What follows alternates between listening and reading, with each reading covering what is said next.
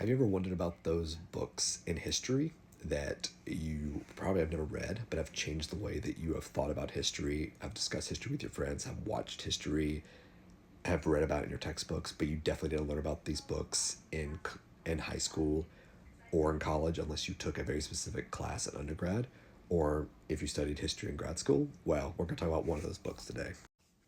Hi, I'm Dan the Historian, and I love to sit here and talk about history and historiography, as well as just edit videos and make fun videos that I find interesting.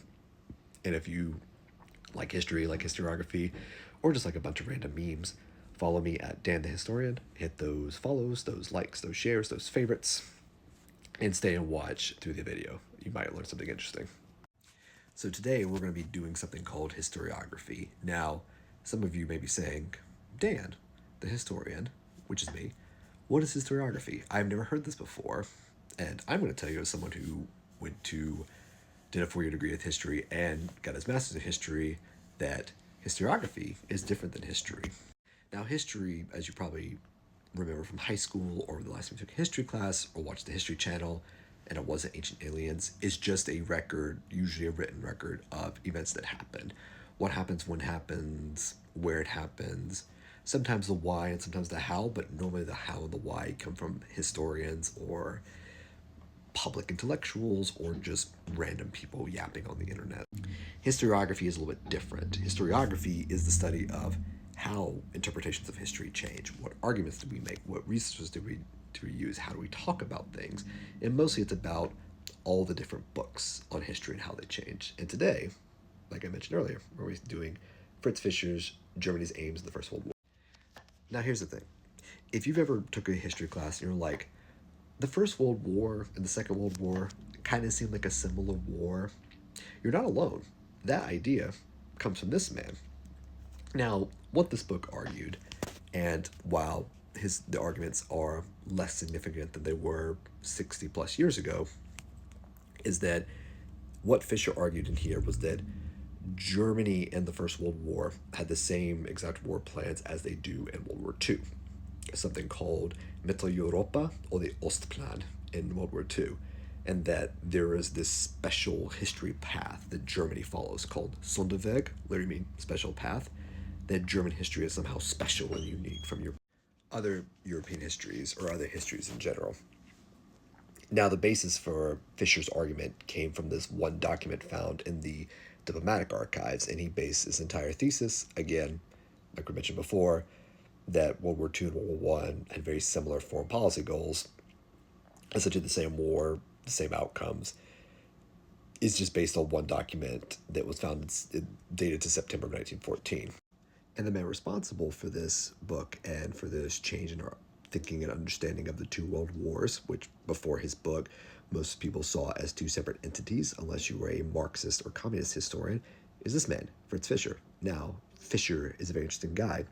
He was born in 1908. He pretty much grew up between World War One. As a kid, couldn't serve. He grew up during the Weimar Germany before Nazi Germany, and then as he reached adulthood, his teenage years, and adolescence, he grew up in Nazi Germany. He would go on to become a professor of history at Hamburg, eventually joining the NSDA party in 1939, but leaving the party in 1942 to serve in the Wehrmacht, the German military. Now, the records of him serving in the Wehrmacht are hidden away somewhere in the archives, in the archive in Freiburg, the German military archive at Freiburg, which you can only get access to if you go there. And so far, there is no record of his service beyond that. Just we know that he served in 42 to 45 and was eventually released from a POW camp in 1947, which is very fascinating. Now, after the war, he obviously turned against his beliefs in the NSDAP and would eventually become a full professorship during denazification in Germany. And his argument, if you think about it, is very fascinating because it essentially removes Fischer from him being part of World War II, because his argument, in many ways, is saying that if the goals of World War II are the same of World War One, then the emphasis, this continuity between them, means that there is something unique about Germany that drove them to these two devastating world wars, and it puts an emphasis on the unique culture of Germany rather than maybe Fischer's unique decisions or unique circumstances. And Fischer would go on to write more books, and he is very famous within the historiography of World War One if you ever want to study it. And many historians have already moved beyond Fischer. But he also influenced a lot of historians too. He influenced one named Hans Ulrich Welle, which we could talk about.